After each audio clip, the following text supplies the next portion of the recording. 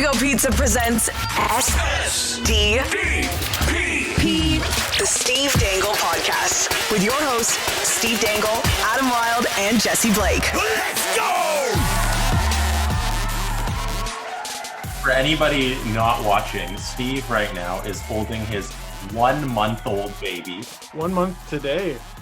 Wish me a happy birthday. How does that work? Happy month day? I don't know. I think that's pushing it. Oh, buddy. Excuse me. I'm your father. Can you hear? And do you hear the chaos going on outside the room? Iggy's rubbing his head on the carpet. Oh, Excuse me, Leo. Excuse me, Mr. Leo. Leo is a fussy boy, and he's also a shrimp. He's 8.5 pounds at a month old, but he was born 2 weeks early. So like we got a grade on a curve and what's he going to be in 2 weeks? And I haven't slept for a month. And it's just a lot of fun. It's just a lot of fun there, Jesse Blake. What's the one thing that caught you off guard about being a dad that like nobody prepared you for? And then you realize you're like, oh, what? I didn't even know this. Do you have one thing or a couple things? Yeah, I keep bringing up all the dad books and stuff, but they did not properly prepare me for the unbelievable difference between boy diapers and girl diapers. So I was around Adam one time when Everly peed while he was changing her. Mm-hmm. And his reaction was, oh, Evie, oh, no, did you pee? Oh, Leo, it's a crisis because he's got other equipment, man. And he pees on the diaper he was in, the diaper I was going to put him in, diapers that are on the side. Our record for diapers used in a single change is 4, and we've done it 3 times. Gosh, is it just like a hose that just spreads? Yes. Yeah. That you can't turn off, and you're like, stop. We're talking about you. One day you're going to be an adult, and this story is going to be out there. Oh, look at he's sleeping. Yeah, he doesn't even know he's on a podcast. You're on a podcast. It's a Leo podcast. It is his second appearance. You're famous. You've been on TV. It's been on TV. Oh, yeah? Paul Bissonnette made a very inappropriate joke. Did you see that? No. So I was in our NHL 20 tournament on Sportsnet. I beat Alex DeBrincat narrowly in the first round. So my second round opponent was supposed to be Jordan Binnington. And they did an episode where, my chair is empty and, oh, where's Steve? Is he ducking Jordan Binnington? And I was like, guys, I have to pull out of the tournament. I had a baby, blah, blah, blah, blah. And they're like, oh, that's cute. And Paul Biz Nasty just goes, guess that's the only thing he's pulling out of. My mom watched that. Not wrong. Well, listen. All right. Also, did you see Iggy there? It's a madhouse. It's a madhouse. Also, obviously, Leo doesn't startle when I yell. So that's been the big plus because I've been shooting videos nonstop. For now. Hopefully he doesn't. I don't know if he develops that. The other thing is just, hey, buddy, here, I'm going to give you back to mom. How's that? Okay. Give Leo back to mommy. And we need to bring up some sad news because since you've had a member of your family enter, you've had 2 members of your family leave. Yeah, man. Iggy sits right down next to me. So we didn't talk about this because it seemed inappropriate to bring up when Chris Johnson was on last show. But Leo was 1 week old. And for the first few days of Leo's life, we were Sans dogs. They were at my in-laws' place. Charlie came home Iggy and Charlie came home the Saturday, and Charlie was kind of weird. And his gums were pale, and he drank a ton of water. So I'm like, okay, he's dehydrated. Sunday, he makes a comeback. He's still not really eating properly, but like he's going after chicken like crazy. He's drinking lots of water. He appears to have high energy. Monday, he can barely stand up, and I had to carry him to the car, brought him to the vet. And they basically said, if it's something to do with his spleen, we can probably save him. If it's spread, he's done. And it spread, he was done. So that was it. That friggin' sucked. And then shortly after that. And then my grandpa passed, 95. And it sounds horrible that it sounds like I took Charlie's death worse than my grandfather's, but your life was a life to celebrate. Yes. And brought him up on the show before because he fought in D-Day, and you've told some stories. Oh, he fought in D-Day. These American soldiers rescued him when he was wounded on a beach in Salerno, Italy, and he misunderstood them, so he punched a bunch of them. He thought they were gonna, they wanted to cut off his leg, and they said, "No, you idiot, we want to cut off your pants." And he said, "Oh, okay." And he led, yes, like you said, he led a life to be celebrated.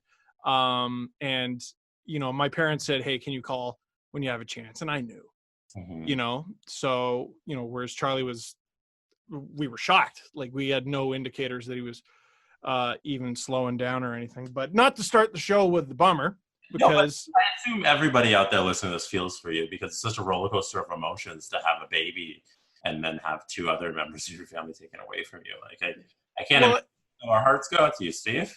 Oh, buddy, thank you. But like, you don't deal with things the best when you're sleep deprived, and that's all I am right now. And that was the second thing I was going to say to you is they tell you, like, "Oh, you're going to be tired," and I'm like, I work in sports. Like, I was an intern while doing a full-time course load and working at the zoo. I know tired. I'm not scared of tired. This is tired. This is ridiculous.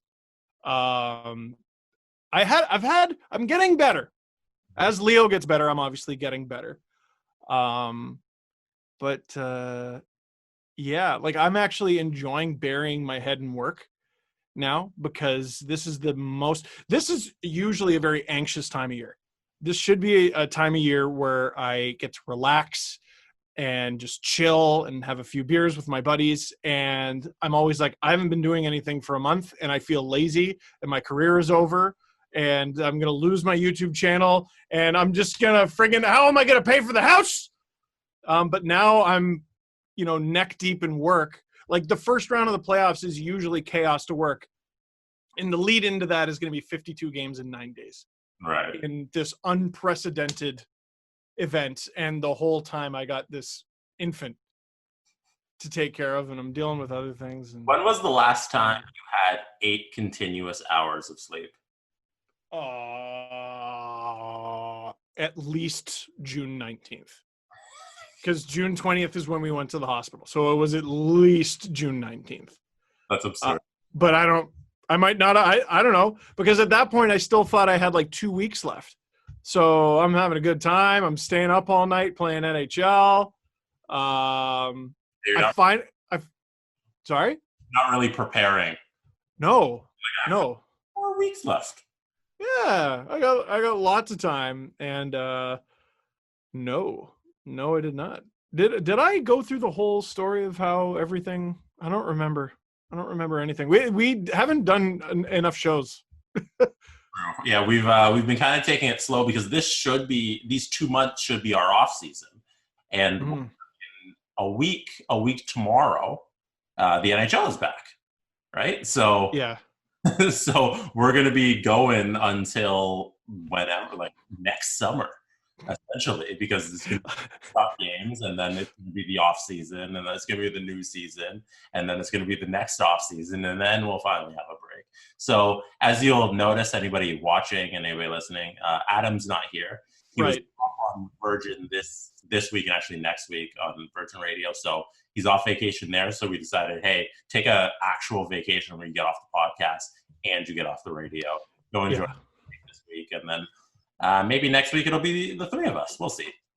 We'll play it. But as soon as games back up, we're just rolling. And that's so soon. That's so soon. Yeah, it kind of snuck up on everybody. It did.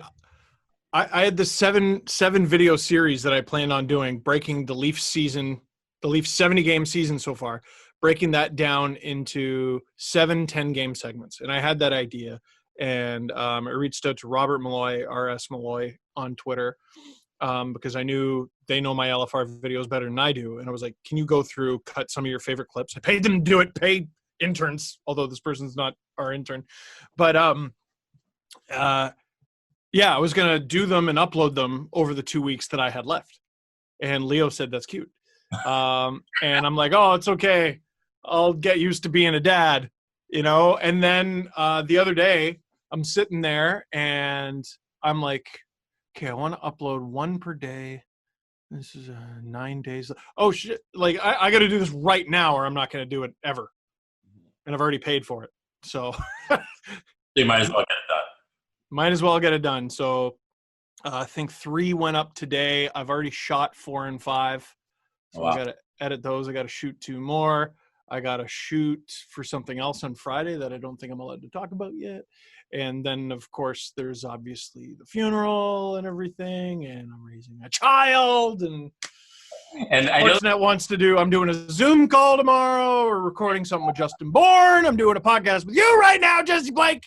Tomorrow, the MLB season kicks off. NBA is back today in exhibition action. They're actually playing basketball games again with 0 COVID cases, even though Steve didn't believe in the bubble. It proved him wrong. Okay, can we, this is very funny. So I don't know if we've really done this on the show. Yeah. You, Adam, and I have butted heads on the Florida bubble and whether or not that's a good idea. They're doing it properly. So far, it's working. Baseball? What is baseball doing? I feel like they don't have – I don't even know if they're testing people. Like the Jays don't have a stadium. Yeah, and it just came out before the podcast that Pittsburgh rejected them. So they can't even go to Pittsburgh, even though that looked like a plan for 24 hours. That's no longer happening. And everybody just can be flying around playing games like normal, except no fans, which I feel like is a ridiculous plan. It's absolutely ridiculous. It's absolutely ridiculous. It's not a plan. And listen, they might be able to get through the whole season and, you know, no one gets actually sick or at very least dies, but like that's so far beyond the point. It's just like this, like nothing's happening. It's the most ridiculous thing. Like you argued for hardcore with Orlando. It is an anomaly. Stop saying Florida. Even though it's in Florida, it's this weird captive bubble. Yeah. Yes. Hockey, bubble cities, underground tunnels, and fences and protocol. Baseball's just friggin' doing their thing. Business as usual. Let's go. How is that going to work? I was watching highlights yesterday. I'm like, the Jays are playing the Red Sox? They play also, against- I didn't even know. Like, I didn't even know that game was happening. 2 days season. They kick off in Tampa. They're playing the Rays. Starting in Tampa. Yeah, it's gonna happen. Okay. Baybog and a Baybog. The NBA bubble is looking like a very good idea right now. They nailed it with zero cases, and hopefully that continues. And hopefully the NHL bubble turns out to be the same sort of result where just no cases because they've secured it and it's locked down and they're continually testing and everything's getting clean. So let's hope hockey kicks off 1 week from now. Because if I do all these friggin' videos for nothing, I'm going to be pissed. And I feel like we should start off with the Leafs, of course, because Leafs, of course. And the most controversial thing over the last week is probably their off-season plans. The plans that they've done before this pandemic, where they would pay for players to come and practice and do training with coaches, and how the NHL has eliminated that luxury. So it all started with a tweet, which was okay, good. So last Friday, this tweet went out from Account for Hockey. They quoted Elliot Friedman on the Fan 590 saying, Toronto was a team that a lot of their prospects, or a number of them, would come to Toronto in the summer and they work out at the practice facility and they really improved as players. And teams were like, we don't like that. So and then the threaded tweet says, Elliot Friedman on the Fan 590 says that with the new CBA, one thing that has changed was that other teams saw how Toronto kept their facilities open during past off seasons for players and prospects to train, but other teams didn't like it and felt it was unfair, so now they can't anymore. So that blew up. Hey, why did the NHL take away this completely reasonable thing of just opening your facilities and letting people who work for your company use your company building. Well, and I hope to that. Go ahead. I hope Account for Hockey understands the power they have with that Twitter account, by the way, because I'm doing my recaps of the Leafs season, and Account for Hockey basically was the second part of a chain reaction that changed hockey culture as we know it. The first was Terry Koshan wrote that Babcock made a rookie in 2016 make a list of the players from most hardworking to laziest. Account for Hockey tweeted that snippet from the article. Ian Tulloch then tweeted that player was Mitch Marner. Akeem Aliu then said, no big surprise because, and then he told his Bill Peters story, and domino. All right. So now there's this. He takes this snippet from this Elliot Friedman, he or she, I don't know who they are. They take this snippet from this Elliot Friedman interview, and people freaked out, and I think rightfully so, because as it was presented, that's ridiculous. The beef seemed to be that the Leafs had a practice facility that was used during the offseason, and teams were mad about it, which is absurd. It's absurd. It's theirs. Frig off. Who cares? Okay, well, they have one and we don't. Yeah. Puff farts. Like, who cares what you feel? The way it is written, it sounds like the Leafs open MasterCard Center or Ford for Performance Center during the offseason, and that the CBA shut that down, and now you can't use ice anymore. But that's not what happened at all. No. So Chris Johnston put in the caveat that you've already mentioned, that the Leafs were paying for players to do this. They were flying them in. I don't know what else, et cetera, but they were getting some sort of – they were having expenses covered. I don't think they were being paid to do it. If they were being paid to do it, that's obviously illegal, and they should be penalized for that. But if it's just them being flown in, it makes more sense than previously said, but it's still so petty. And, like, when Sportsnet sent me to the All-Star game in St. Louis, I didn't foot the bill. Right. They paid for an employee to go. They paid for all their employees to go. And, you know, a lot of people are like, wow, Austin Matthews is rich. He can afford it. Well, we're not talking about Austin Matthews. We're talking about prospects. We're talking about guys who are probably not well-established financially.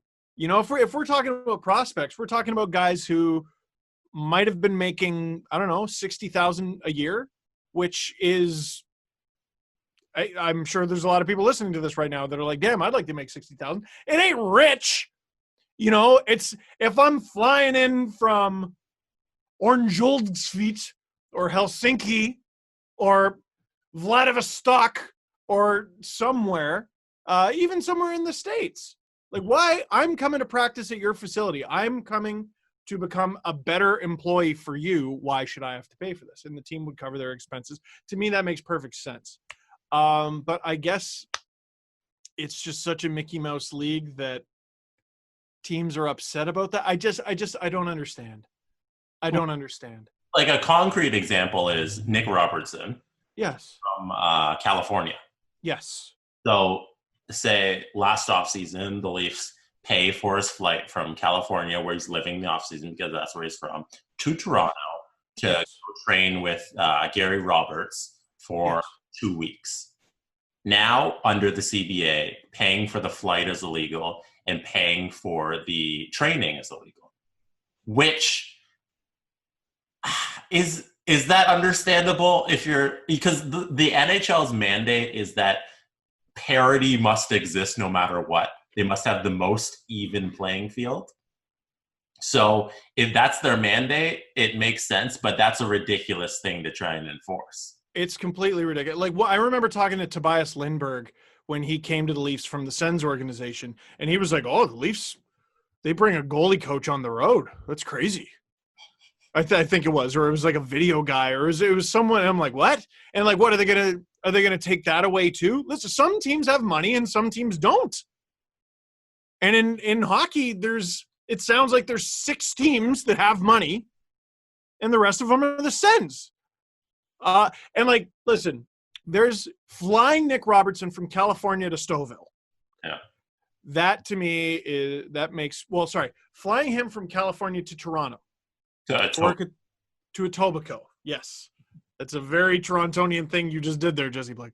Yeah. Flying him from California to Toronto Pearson Airport, let's say. Billy Bishop. It's just better. Anyway, flying him there, to me, the Leafs covering that bill makes perfect sense. He should be they're flying an employee to their practice facility to practice.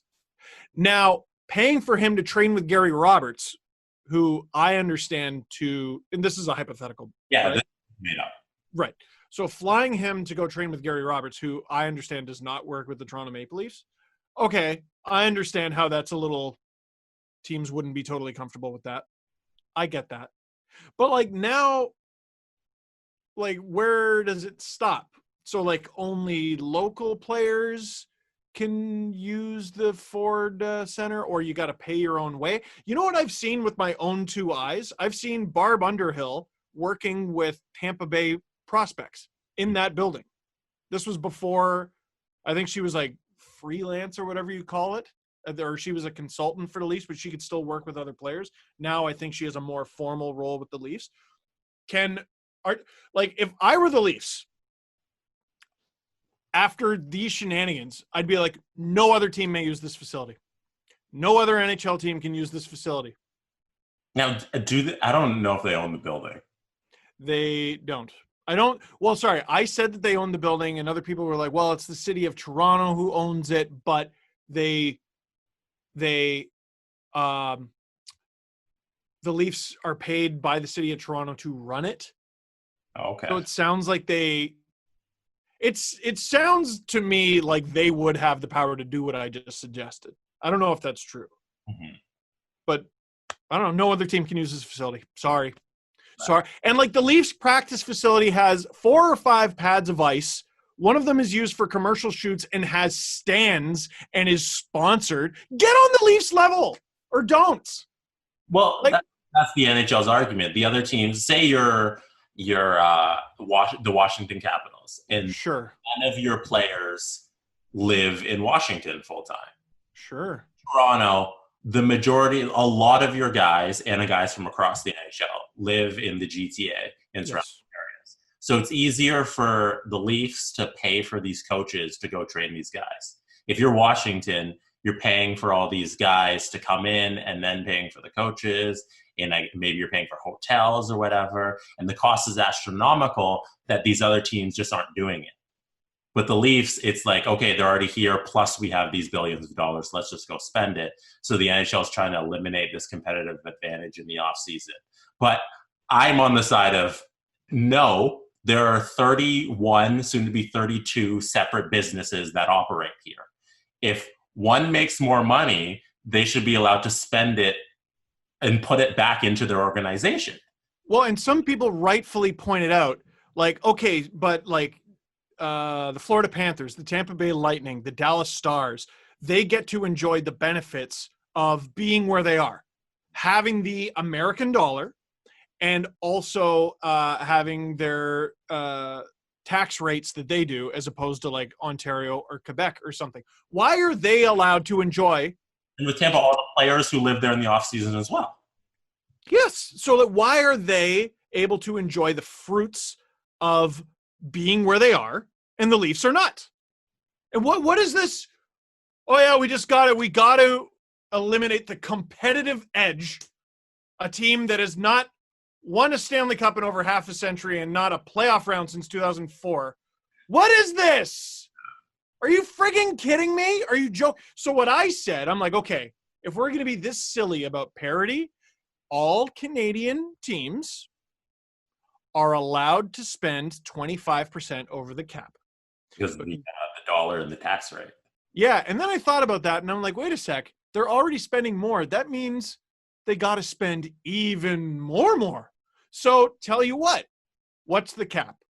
The cap is, let's say it's $83 million. What are American teams' salary cap? 75% of that. Listen, we got to make it fair.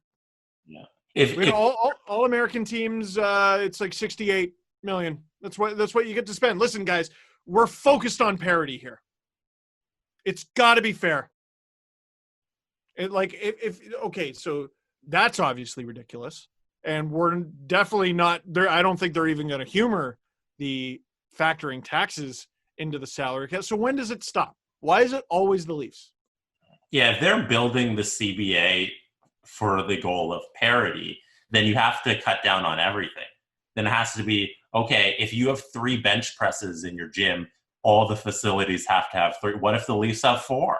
Like, then one extra guy is going to be working the bench press at the same time as the other guys. And, like, that's unfair. That's competitive advantage, you know? The Leafs have a video coach in the back that sometimes walks out to the bench. Like, is that allowed? Do other teams have that? Are they going to take that away? The coaches or video personnel, whoever it was, that go with the Marlies on the road, are they going to eliminate that?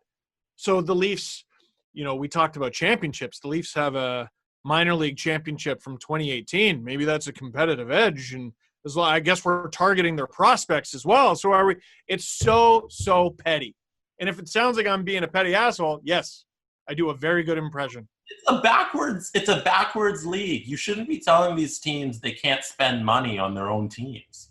It's not like they're spending it in other places. Like they're reinvesting it in their players. Why is that not allowed? Okay, the Blackhawks are the anomaly, right? They had the 3 cups in 6 years or whatever it was. In terms of teams that make money, they're the anomaly. The New York Rangers have not won since 1994. The Philadelphia Flyers have not won since the 70s. The Leafs have not won since the 60s. The Vancouver Canucks have not won at all. Let teams spend their money. For crying out loud, it's stupid. It's stupid. Like, that to me is such a tiny, piddly little expense that it would even get brought up is ridiculous. Let alone put into league law. You know, I guarantee it was one owner who saw it go down. Like, Jeremy Jacobs. Probably, maybe. That's not Jeremy Jacobs. But it's one owner who saw it go down and was like, you know what? Let's spite these guys. Let's get huge. Someone from Buffalo, because they just hate their lives right now. Garbage. Speaking of home ice advantage, did you see the article that Chris Johnson wrote about the NHL trying to eliminate home ice advantage for the Oilers and Leafs? So they're trying to create... No, I didn't. That's absolutely amazing. Oh, the of the show wrote, it's pretty interesting. I liked it. There's little tidbits in there. Oh. The Leafs will be in the visiting dressing room for away games, obviously. And in some cases, they'll be using like the Raptors dressing room or even the media facility when they're like teams coming in and swapping. So perfectly fine. And then the game ops as well. So when Columbus is playing them, Columbus will get the cannon. Perfectly fine. When there's a goal. So they're trying to eliminate all these things. I don't know how well it's going to go, but they also ended up giving the Leafs a less favorable hotel setup because they based it on points percentage. So they've considered that the Royal York is the less favorable hotel. So the better teams are at Hotel X. Sorry, my dog's barking at me. So the better teams are at Hotel X. It's much more modern, and plus it's going to be next to BMO Field, where they're going to have an outdoor barbecue and sports park. Okay, so that's fascinating to me, by the way, this narrative going around. I feel like not enough Toronto and Toronto-ish people have factored into this conversation that the Royal York has been called the less good hotel compared to Hotel X. I don't know where Hotel X is exactly, and I've never stayed in it. I've stayed in the Royal York once. I just didn't feel like going home that night, and I was drunk. Hotel exhibition, you know where the gates are? Yes. It's right there. Yeah. Royal York is across the street from the building, and you don't even have to go outside. Hotel X, buddy, the more stuff that opens in Toronto, rush hour is back. It is thoroughly back. Driving in that city sucks. And there's going to be a lot of people who are not from the area completely caught off guard trying to do anything. Well, they're not allowed to leave the bubble anyway, are they? Right. No, they actually, that's also a weird thing that came out as well. So for the first 14 days when everyone lands in Toronto, they're going to have to isolate. But after those 14 days, players will have the opportunity to go golfing or do other scheduled activities on their off days. That's okay. And leave the bubble. Yeah, but like that's if you all go golfing together. Like it sounds like it's all team events. Mm-hmm. Like they can't go to the underground and tie one on. All right, so I think I took care of my dog. She's barking at me. She doesn't like when I'm sitting at the kitchen table and like I'm above her and I'm talking. Right. So I'm barking at her from up above. So yeah, she's. I think I calmed her down. Should be good. From high places. Actually, so I just read a tweet tweeted during the show that's actually relevant to the current conversation we're having from reporter Chris Johnston. Morgan Rielly on the NHL's evolving hub plans. I mean, what we heard 2 weeks ago has changed today. So I'm not really positive what it's going to look like. In terms of what the bubble has to offer, I don't think it's going to be a lot, but that's perfectly fine by us. I would like to know those details. It's very interesting because that doesn't sound like they got something new. Sounds like they got something worse. Mm-hmm. Because it's not like we were just saying, it's not the NBA bubble where they've created a resort. It's a hotel to the game. So the players are going to have to find ways to entertain themselves outside of the hotel. Like we said, they're going to have the option to go golfing after a 14-day quarantine or at this BMO Field Sports Park with barbecues, whatever they create. So we'll see how it goes for them. You know, it'll be very interesting. I love the story that James Reimer is bringing an airplane simulator, like a flight simulator with him. What? I didn't see that. Yeah, he's going to do flight simulator in his spare time, which is the most James Reimer thing of all time. Other than the only what are you going to do? Flight simulator and pray. Like, I think that would be very on brand. That and just stare in the mirror and pinch my own cheeks because I'm just so gosh darn adorable. James Reimer. So the next thing I wanted to talk to you about was Choose Your Own Adventure, the 3 starter Pokemon for you to choose from. So we have to hyper focus on practice here because practice is all we got. So at the Leafs practice, we've seen 3 different line combinations that have outraged the community. Outraged. Which starter Pokemon would you like to discuss first? Rielly and Ceci? Matthews, Marner, Tavares? Or Kapanen, Kerfoot, Robertson? Okay, let's talk about the all-star line first. Go ahead. The all-star line. I think my favorite tweet I've seen so far, I want to say it was Bonk's Mullet. It was some Sens fan. They're loving this, by the way. I'm loving the tweets from fans of the 7 NHL teams that are not in it because they're just like, I'm not going to watch, but I hate this. And they were like, wow, what a concept. Putting your 3 best forwards on the same line. These guys are nuts. Crazy. Because, well, they remember Danny Heatley and Jason Spezza and Daniel Alfredson being on the same line. Bruins have Bergeron and Marchand and Pasternak. Tavares, Matthews, Marner. It's got a lot of people outraged, but I'm super interested. And let me ask you this. So it's been a conversation that I've had with some people. They're like, oh, man, the back half, those later years in Tavares' contract, they're going to be bad. Come on. Going to be older. So I have a theory on that. One, and I've had this belief for a long time. One of the main criticism of John Tavares in junior was his foot speed. He's never been fast. Jaromir Jagr was criticized basically his whole career that he was never like a burner. He was never really fast. So that to me doesn't suggest like, oh, well, he's already slow, so he's going to get slower. No, John Tavares has never had to rely on his speed to be an effective hockey player. So him getting slower over time because he's getting older doesn't concern me. However, if it does become an issue, you could make him a winger and a hell of a winger. And in certain situations, if you're confident in Alex Kerfoot and in Jason Spezza and in I don't know who else takes that center position, you could once or twice a period throw out this ridiculous super line of Tavares, Matthews, and Marner. And what the hell do you do?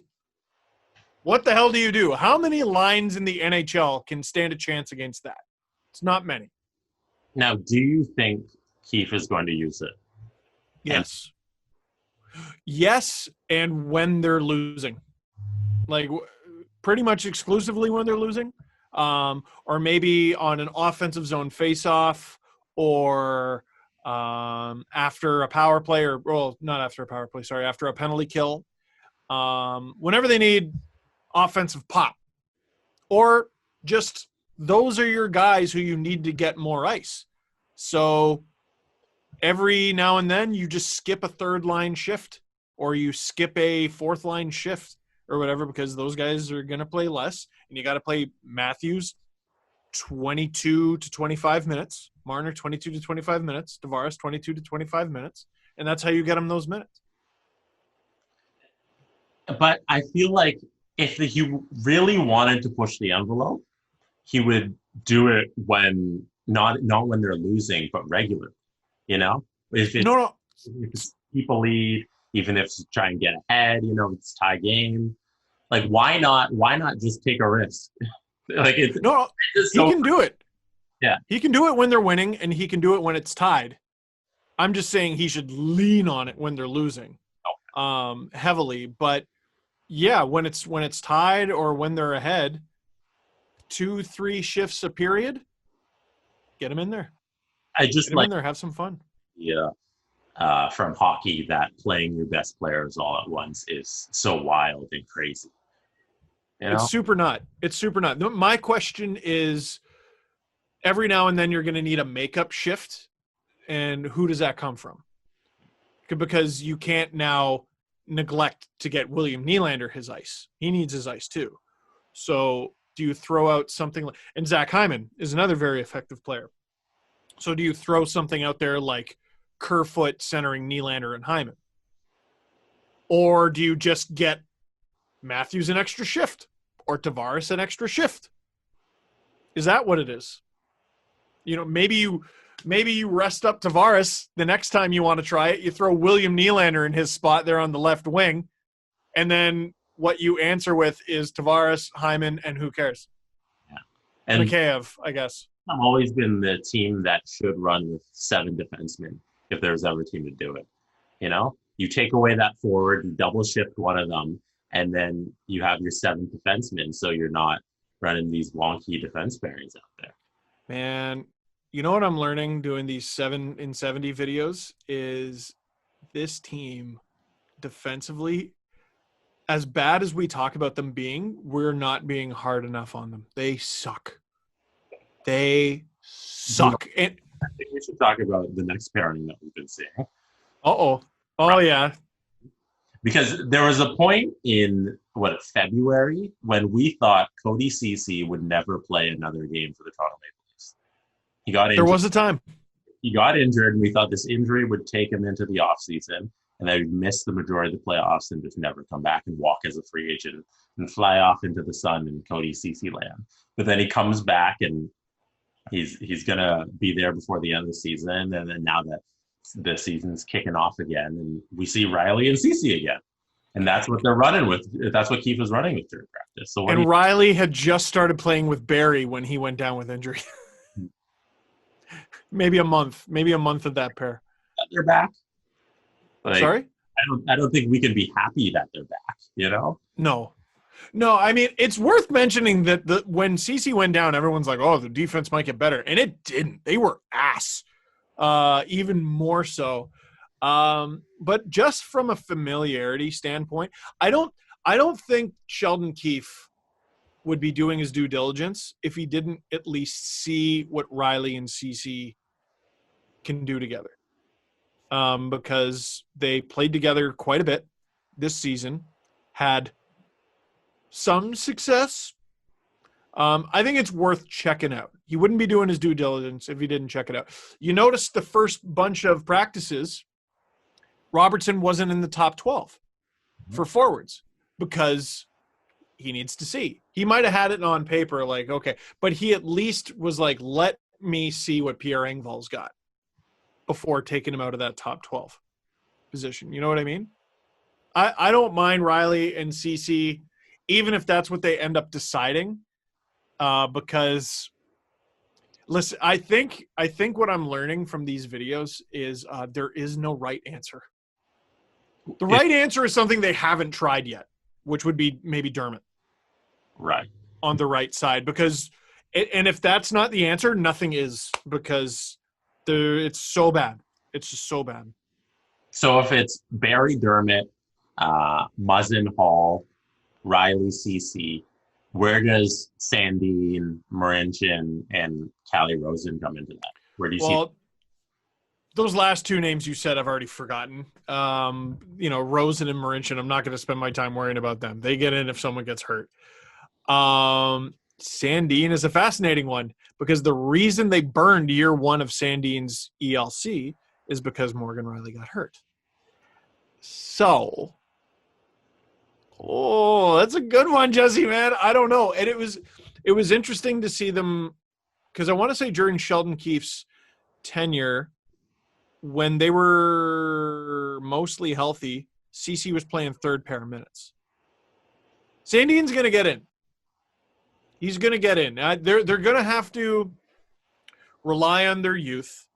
And to me, especially against Columbus in the play-in, they're going to have to rely on their most skilled players. In a 7-game playoff, let's say nothing happened and somehow the Leafs ended up playing a 7-game playoff series in April against the Blue Jackets. Right. I give the Blue Jackets a better chance of winning that than now.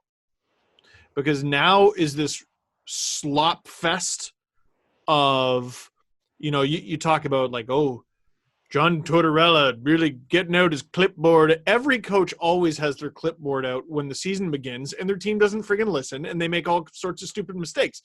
It's the most skilled team that wins at the beginning of the season, typically. Okay. So to me, that's the Leafs. I don't think it's an insult to the Columbus Blue Jackets to say the Leafs are by far the more gifted team in the skill department. However, the Blue Jackets, once mid-season rolls around, are actually a handful for the Leafs to handle, because they sort of play this sandpaper style. They do have some skill. They have a particularly offensively minded back end, and they got some goaltending. But because I think hockey is going to be so sloppy off the top, the Leafs should actually beat them and go with their more skilled lineup. And to me, Cody Ceci's out, Rasmus Sandin's in. What do you think about the argument that Columbus is the younger team, and that's giving them an advantage during a time when the older guys have been resting and they might be a little rusty getting back into it, and now Columbus has these young guys who can just go out there and skate again? I disagree with that, because it's a lazy way of looking at it that people do, because it all it does is looks at the average age of the players on the team. It doesn't take into account that their top center is 22. It doesn't take into account that their top right winger is 23, and I think their second right winger is 23, and Morgan Rielly is like the old guy at 24, 25. Like Sandin is a teenager. They got a few other young guys in there, but like they're more depth guys. Like Jason Spezza ruins the whole thing. But like, how many guys over 30 does this team actually have? 2? Jason Spezza throws off that curve a little. Now they got two guys on the kind of older end, but they're top players in their early 20s. Like if you were to do it by ice time, the Leafs might be the younger team. Right? Like, so if it wasn't just average age throughout the lineup, you did average age of ice time. I don't know how on earth you would calculate that. I'm not smart enough. I'd say it was a lot more even. So, no, I don't buy that at all. And if Nick Robertson makes the team, then what? He cancels out Jason Spezza. There you go. So how are you're siding with the Leafs going into this? It's such a unique situation that I don't know if there's really a wrong decision they can make. Listen, if it were up to me, I would not put Ceci with Rielly. Right. And if it costs Rasmus Sandin a spot in the lineup, now I'm pissed. Well, Now, I don't think there's any doubt about that. Like if Ceci's in there, Sandin is out. Unless no. you're like you said, Rosen and Marincin aren't getting in there unless there's an injury. And I don't think you're breaking up Hall and Muzzin or Dermott Berry for Sandin. It's so weird because Dermott Berry should work, and it was ass. Yeah. It was really bad. Travis Dermott, he's such a key player on this team. I swear to God, this guy. What they should look at, potentially, is maybe mixing up the D pairs the way we're talking about the forwards. Like in certain situations, we throw out this line and that line. In certain situations, it should be Rielly Muzzin. You know what I mean? That way, you don't have to completely throw Dermott to the wolves, but I would like to see Dermott on the right side with Rielly. That allows you to keep Muzzin Hall together, and then you can do Barry Sandin. And then Sheldon Keefe tells you, we like lefties with a righty, and we're not going to mix that up. We like our lefty-righty matchups, and that's what we're going with. I learned it from Babcock, and I'm sticking to it. I would be so disheartened, Jesse Blake. I'd be so sad if that's what he said. Oh my God.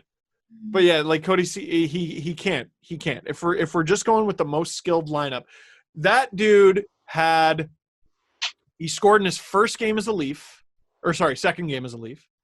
And I want to say he had 5 points or something in his first month. And he's got 7. Like that dude is a defensive defenseman who can't exactly do the defensive defenseman thing. So I don't understand what we're doing. I don't understand. I don't care if it's July. How did he get 4.5? I don't friggin' get it. I'm excited to see what they do versus Montreal. It'll be a good indicator of what they do versus the Jackets. Oh, are you ready for – it's going to be the arguments after the game, win or lose, are going to be hilarious because people are going to go sample size. All you have is a one-game sample size. If there is ever a time to act irrationally based off a one-game sample, it's now.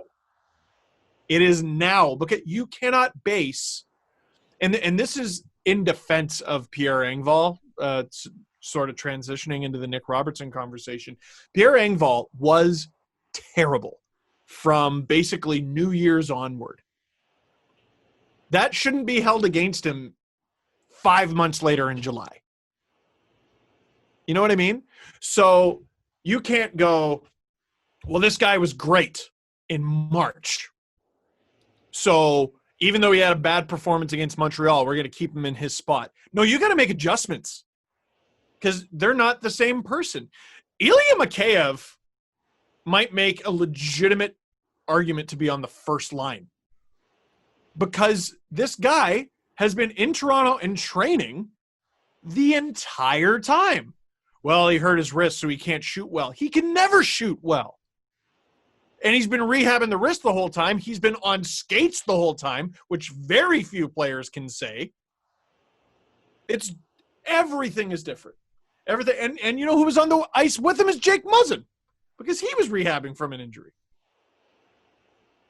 It's all very interesting, man. It's very interesting. So the last line we have to talk about is the Nick Robertson situation.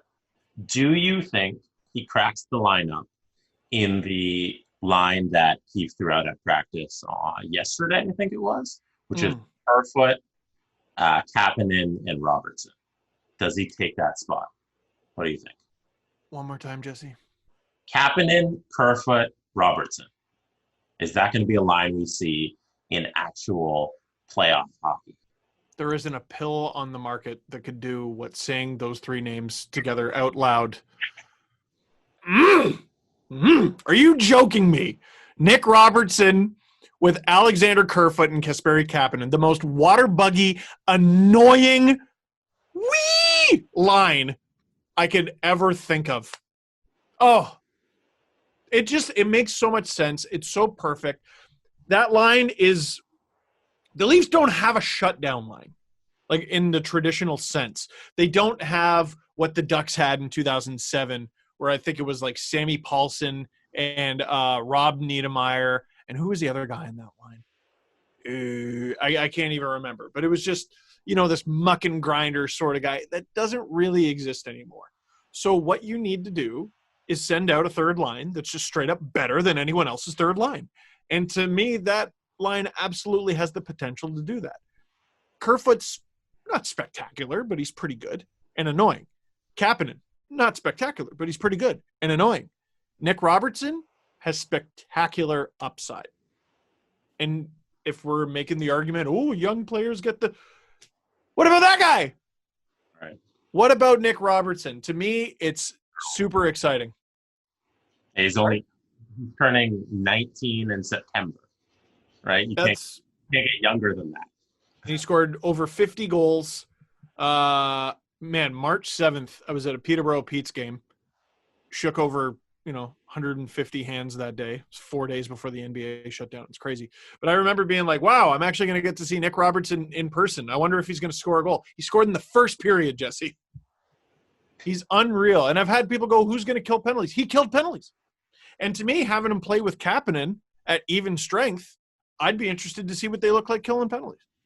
Do you worry about a guy's first NHL game ever versus grown men coming at this stage? It didn't hurt PK Subban. It didn't hurt who else did it? Was it Cam Neely? He wouldn't be the first player to ever have his first NHL action be in the playoffs. And actually, it's going to be a ton of guys by the sounds of it. Like it could be the Islanders could have a goalie. Kirill Kaprizov for the Wild. Alexander Romanov for the Montreal Canadiens could throw a monkey wrench in the whole thing. Imagine Montreal wins 3. That's all they got to do is win 3, and they knock off Pittsburgh like that. Then we're going to hear some protests about this playoff format. But, Nick Robertson won't be alone. I mean, Rasmus Sandin's not much better off. He hasn't played 30 games yet in the NHL. I'm not worried about it. Okay. Do you have any other Leafs notes you want to throw out there? Go Leafs. Go Leafs. It's very interesting. I think the Leafs, by the way, I'm putting my tinfoil hat on for this one, but I feel like they've been paying attention to what people have been talking about. And a bunch of the Leafs' early highlights in camp were, oh my God, look at this spectacular goal. And 95% of my brain was going, oh my God, look at this spectacular goal. 5% of it was going, Freddy kind of looks like crap. Mm-hmm. And he did. So I feel like the Leafs, though, if you watch the past couple days, they've been tweeting like, look at this crazy Freddy save. Look at this crazy Freddy save. Now, I don't know if that's them just noticing, we're not posting enough of his saves, and he's actually been making saves, so we're making him look worse, or if it's an overcorrection or a PR thing or whatever. But there's a little thing bubbling under the surface of a potential goalie controversy. And I think there's going to be goalie controversies throughout the NHL because, like I said about sample sizes, if Freddy is awful in the first game, can you give him game 2? I tell you what, if he's bad in game 2, you can't get game 3. It's a non-option. You go with Campbell? Yeah. 100%. 100% you make your apologies to Freddy later. The reason I'm not too worried about that right now is because you've only been hearing it from fans who've just watched videos on Twitter or the highlights on whatever sports program, It's not from any of the reporters who are in the building. No one is speculating that Jack Campbell can take this job right now. It's just, hey, the Leafs are practicing. Here's some video of it. And then people start being like, hey, that puck just went through his 5-hole. Maybe it's Well, and the narrative during the season is always so heavily on the amount of games that Frederik Andersen is playing and his workload. But forget the fact that he's playing like 75, 80% of the games. That changed after Campbell joined. But he's playing 75 to 80% of the games. And then add to his workload, every single practice he's playing against the Leafs offense behind the Leafs defense. Yeah. That sucks, man. That's really hard. Could you see a situation where he plays Center. plays the entire run of playoff games? Anderson? Ooh. Yeah, the games are going to be every other day, right? And if this just goes every other day till like September, how many games is Campbell really going to get into? Well, and this is actually a fascinating thing. I'm going to look it up on my phone right now to make sure, but I want to say games 4 and 5 for the Leafs in this potential series against Columbus. No, even more interesting. So it's games 3 and 4 are back-to-back. No, I didn't know there was going to be back-to-backs. Yep. So Thursday, August 6th is game 3. Here, let me make sure this is correct. Game 1 is Sunday, August 2nd. Game 2 is Tuesday, August 4th. Game 3 is Thursday, August 6th. The next day is game 4. So if you're Keefe, do you say, hey, Freddy, you've had 3, what is it? There'll be 4 months off. You're 5. 5 months off. You're going. Like, you're playing all these games. You can play 5 games in a row, even if one of them is back-to-back. From what I've heard, Sheldon Keefe isn't going to have to tell him that. Freddie will tell him. Like he likes playing this much, and that's been part of the problem. I think if Freddie really protested and was like, "Man, I'm tired," like he wouldn't be in this situation. But you'll remember there was a really bad loss against the Philadelphia Flyers, and the Leafs had the Colorado Avalanche the next day, and again a back-to-back with travel, like they had so many times. And Freddie insisted to Sheldon Keefe, "I want to play the second half of this back-to-back." And it's interesting against a team like Columbus, who just produced goalie after goalie after goalie. So that could be an advantage of Columbus's, that they'll be able to throw this fresh quality goalie at you, while the Leafs have, even if they're getting quality play from Freddie, there's no way he's as crisp if he played in a playoff game the day before. What if game 3 goes to triple overtime? Yeah. What happens then? Fascinating one. The OT part of it is going to be fun because say it's a game at noon that goes to triple OT. And it ruins everything. And everything gets fucked. And Rogers is just pulling their hair out. You're like, we had so many broadcast plans, and now look, triple OT, threw it up. Well, and from my perspective, right, so it sounds like the Leafs are getting a lot of 8 o'clock slots, which is tough for me because – so my plan is to shoot all these at night. And I'm going to help out with Leo as I can. I'm able to feed him while I edit or change his diaper while I edit. I can take a break from editing, and then once the video is done and uploaded, then I go to bed and I sleep in. But if I go to bed after the game, it's 11 o'clock or something like that, I'm not getting quality sleep because of Leo. So I'm getting up tired at probably 10 or something like that. The video's not up until like 4. That's not good enough. And then the Leafs play again at 8. Right. It's not good enough. So I'm going to be doing – my plan is to do night of videos for every LFR because the other option isn't good enough. It's gonna be crazy. Like the moment it kicks off is just gonna be a whole other reality. Like because we had regular time, and then we had season canceled pandemic time, and then we have now this like little build up, and then when it gets going, it's just gonna be this whole other thing that we've never really experienced at a professional level. Like we've seen it with March Madness and all that, where they're just games all the time, but this is literally gonna be 3 major sports going at it from AM to PM. It's so good. And the highest intensity of play. It's the playoffs. Like so good. It's so good. go ahead. Well, I was talking to someone about that. Like, I'm not complaining. This is going to be so fun, and I'm really looking forward to it. And there's a reason I'm burying my head in my work right now. Like, I'm actually enjoying having something to do in late July, early August. But I was talking to someone else who works in sports, and they're like, when the offseason finally comes in October or whatever it is, like around Halloween, and someone asks me to come on their podcast, I'm putting a hit on them. And I always joke about, when the summer comes, I'm going to throw my phone in the lake. If you friggin' try to call me in October and you're not offering me beer, hang up. Or do you want to call the day that the Leafs re-sign Cody Ceci? That's fine, because that's work. And then it better be 2 beers. Better be a lot more than a beer. 2 notes before we get into a little Hart Trophy discussion. Brendan Lemieux suspended 2 games for his hit on Donskoy. Jonas Donskoy. You remember that hit? Nope.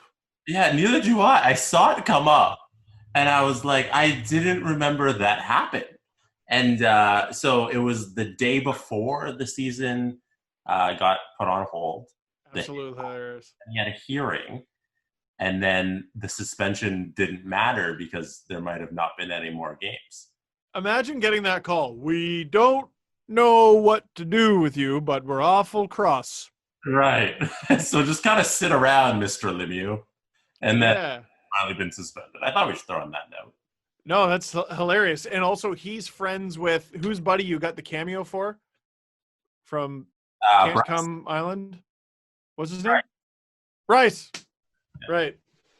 Can't Come Island. I missed that show. That's his hockey friend? Yeah. Oh, we didn't talk about this? Not on air. I think you mentioned it off air, but not on air. Yeah, so in the cameo we got, he's like, oh, my NHL friends are like, Steve Dangle, who the hell's that? And then someone went through his Instagram, and they're like, Steve, here's a picture of him with Brendan Lemieux. He actually has NHL friends. Wow. Yeah, I know, eh? Weird. Steve, you're on Cameo. That happened since our last podcast. Sure am, damn it. I got diapers to pay for. So if anybody wants to get you to record a video, they can hit up Cameo and pay how much? Let me check. I forget. Like $20 or something, right? It's 24, but I think that's US. I'm not sure. I've made 116. So dollars or cameos? Cameos. Oh, no way. That's a lot. I've made a ton of cameos, and how many do I got? I got 5 that I still need to do. Get on those.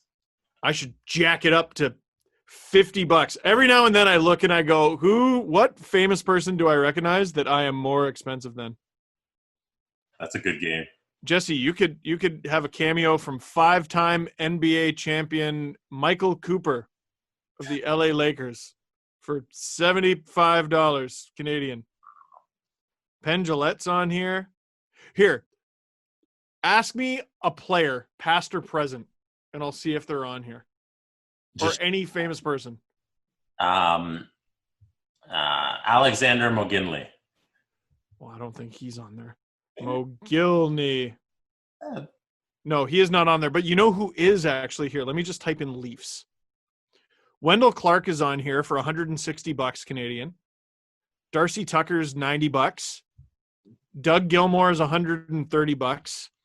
Here's someone who I'm charging more than. Casimir Kaskisuo. You can have him for $18. Frank Corrado is $15. He's on there. Shane Corson is $69.99. And Nazem Kadri is $290. Naz is worth that. Naz is 100% worth that. There's some expensive folks on here. Cameo. It's great. You want to fund Leo's college fund, you can call up Steve on Cameo. Yeah, do that. This is good news that broke. I think it was earlier today. Oskar Lindblom signed a 3-year, $9 million contract with the Flyers. That's awesome. He's been out since December with a form of bone cancer. And the prognosis is that he could return in time for the postseason if the Flyers go deep enough, which is just incredible. That's unbelievable. Like it's not even just the fact that, he had to recover from it and everything, but like, I don't know how much how much wind he lost, his ability to breathe, his ability to, his muscle mass and all that. It's absolutely fascinating, but it's been done before in different forms. Mario Lemieux's story is absolutely ridiculous. If you go back and look at it, he was the best player in hockey, had leukemia, came back, and was the best player in hockey. It was absolutely unbelievable and wicked story. I mean, there's all sorts of stories of players who were hurt and their season was done that now have this new chance to play and compete for a Stanley Cup. And out of all those amazing stories, his has to be the best. I think easily. Easily. It's unbelievable that the turnaround was so quick. Like I know so little about the disease that he was suffering from, but just the fact that you come back from a form of bone cancer to earn $3 million with the Flyers and then potentially play in the playoffs, that's just something to applaud, right? Absolutely. And speaking of return to injuries, Andreas Johnson was on the ice today with which is cool. Supposedly he still can't return until the second round. Yeah, there's a rule where he's not eligible to play right away, even if he was able to. But Johnson, if the Leafs win a round, Johnson's back in the lineup, which is really cool. It is really cool. He's a guy who I'm really rooting for a variety of reasons. I just like him as a player. But also going through all 70 of the Leafs games from this past season, I don't know if anyone had more of a nightmare year than Andreas Johnson. Couldn't get going, finally gets going, gets hurt. Can't get going, finally gets going, gets hurt. Out for the whole season. Like these, and there's significant injuries, and he loses his spot on the first line, and he's playing some third line, and it's ridiculous. So if he's able to get into some games and be effective, because remember, this was the Marlies playoff MVP the year they won the Calder Cup, could be very interesting. And lastly, the Hart Trophy nominees came out. Leon Draisaitl, Nathan McKinnon, and Artemi Panarin. Who's your pick, and why is everybody upset at your tweet from earlier? Yes. So here, let me try to find the tweet. What I personally love about it is I'm referring to the Hart Trophy, and I don't even talk about one of the nominees. I said, this isn't how it works, but best player, Connor McDavid. Best performance, Leon Draisaitl. Most valuable player, Nathan McKinnon. I need you to point to the lie, because there isn't one. Not a one. Best performance should have also gone to Nathan McKinnon. You might be right. You're right. I gave Draisaitl too much credit. Because the guy you gave best performance to plays with the guy you gave best player to. There you go. So best performance, Nathan McKinnon. The most amazing thing to me is I think it was both Mikko Rantanen and Gabriel Landeskog were out for a 14-game stretch. During that stretch, McKinnon had 10 goals, 14 assists in 14 games. He had 24 points in 14 games, and I think there was at least one overtime winner in there. He had like 30-something more points than his next closest teammate. That's most valuable player. Magic number is 43. Nathan McKinnon had 93 points. Kyle McCarr had 50 points. And what's Panarin at? He was like 20 points, right? Which is spectacular to have 20 more points than your next closest teammate. Panarin had 95 points. Mika Zibanejad had 75. Which is incredible. Yeah. It's incredible. It's not the same. Not McKinnon. McKinnon had no far away the best year, and he carried that team. No, and a lot of people. So the Hart Trophy is spectacular because it's the most valuable player, and any player that you don't say should win the Hart Trophy, all of a sudden you're now accusing of being ass. Yeah, they suck. They suck, and I got screamed at by a bunch of people going, "What about Panarin? He had so many more points than his teammates, and he almost dragged them into the playoffs." Well, how about McKinnon had more than twice as many points over his second-place teammate than Panarin did. I don't know if I said that correct or whatever. And his team was well-established in the playoffs. McKinnon did what Panarin did, except better. 1,000 times better. And Panarin was, 95 points in 70 games. That's stupid. He was unreal. If the Rangers were to make the playoffs in 82 games, which I think they would have, I was one of the people going, nope, they're on a heater. Zibanejad just had a 5-goal game. They're making the damn playoff. And I believe it was the overtime winner Zibanejad had to get his 5th was a wicked feed from Artemi Panarin. Panarin was amazing. Deserves to be nominated for most valuable player. He's just not my pick. To me, he was still a top 5 player in the league this year, but he doesn't win. And the other player who I got a little bit of heat for, people were yelling, how don't you add this guy in the conversation? Connor Hallibuck was unreal this year, and the Jets would have sunk to the bottom of the ocean without him. But McKinnon. Do you subscribe to the argument that Draisaitl loses points for playing not alongside McDavid? They only did that for like a little bit at the beginning of the year. The rest of the year, he had his own line. But he's still on the same team with the guy who put up 97 points and is the best player in the world. You subtract some points from Draisaitl? Because I definitely do. You know, it's funny. My instinct is to do that. But did people ever take points away from Wayne Gretzky for playing with Mark Messier? Did people ever take points away from Mark Messier for playing with Wayne Gretzky? Did people ever take points away from Mario Lemieux for playing with Jaromir Jagr? Did people ever take points away from Jaromir Jagr for playing with Mario Lemieux?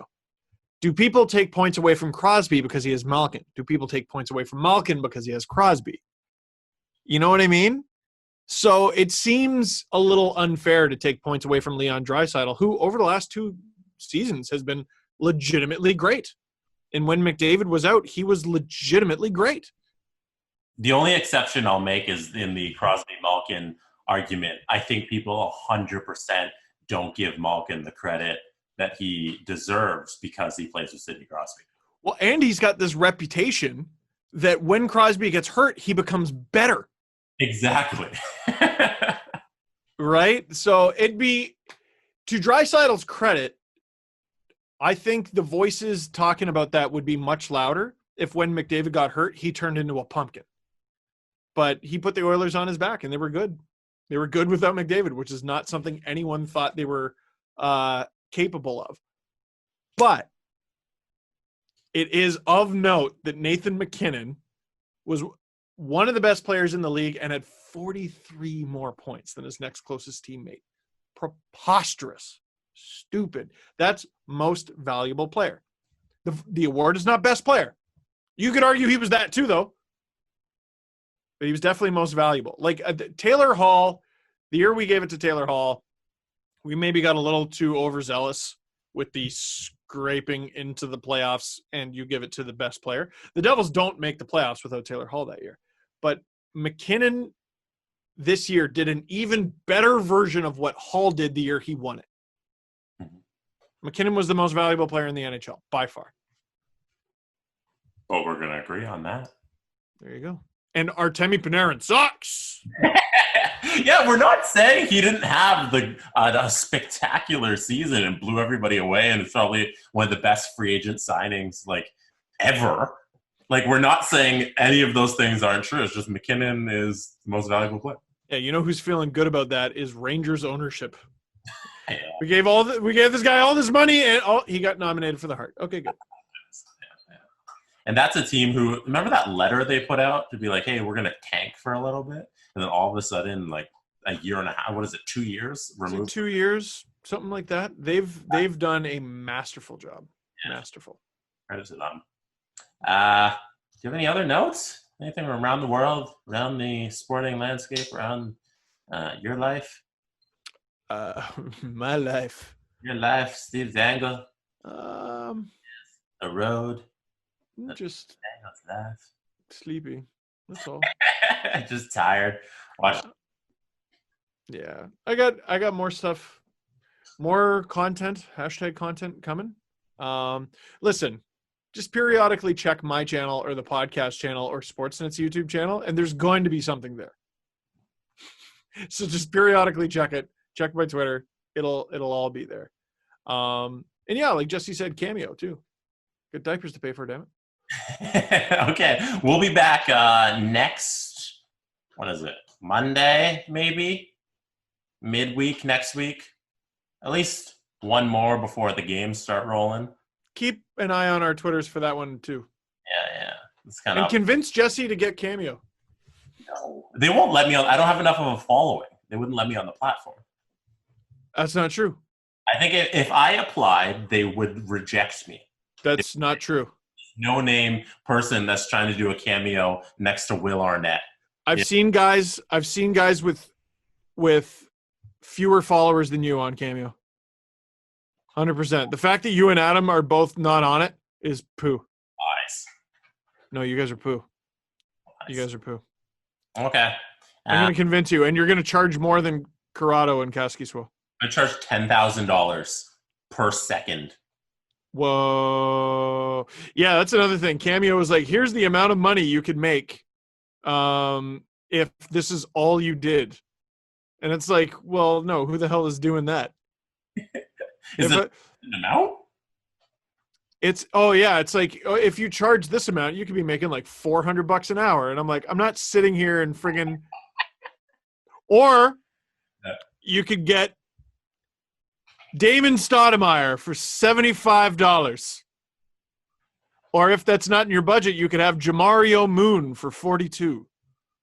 Oh. Anyone remember Jamario Moon? Wow. Yeah. You could have Dwayne Notice from the Raptors 905, who is somehow charging more than Jamario Moon, $57. Cameo, get on. All right. Matt Bonner, $63?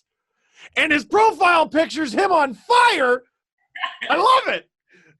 All right. If you like this video, hit like. Oh, one thing. Hey, everybody listening on iTunes, a lot of new podcasts are spamming the review rating thing on iTunes to get to the top of the list. So, hey, if you haven't reviewed our podcast on iTunes in a while, just go to the thing and hit 5 stars. And so we can get back to like our normal place in the iTunes charts because it's not based on listens. It's so wonky and dumb how it's Apple dumb. Podcast charts has to do with new subscribers and ratings. So let's just boost that a little. No, let's kick everyone down to where they belong. No, have you ever noticed that every new podcast is like, whoa, we're number 1? It's the algorithm. It's dumb. It's new listeners. So why not completely jack the algorithm? Right. So let's screw with it. And if you like this video, hit like. And if you really like it, hit subscribe. Say hi to your friends or tell all your friends. Pet your dogs when they're barking at you and you're recording a podcast in the kitchen. And buy a cameo from Steve. Drink water, wear a mask.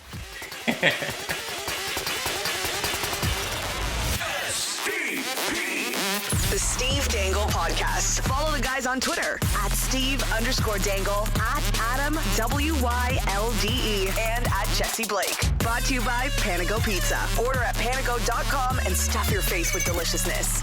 Connection complete.